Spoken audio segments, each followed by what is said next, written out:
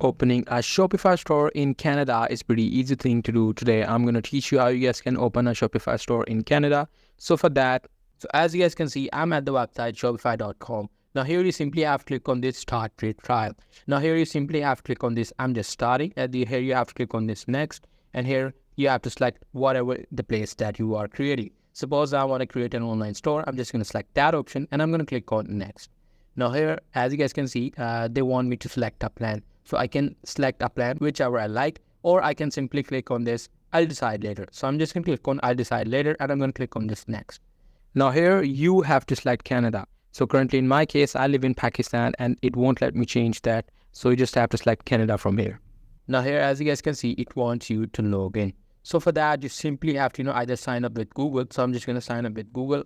After signing up, you will be redirected to this page. Now here you simply have to click on this create store.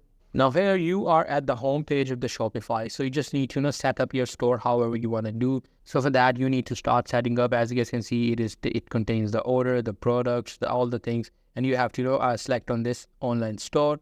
And here you will be able to select the theme. After selecting the theme, you will be able to create your website and publish it.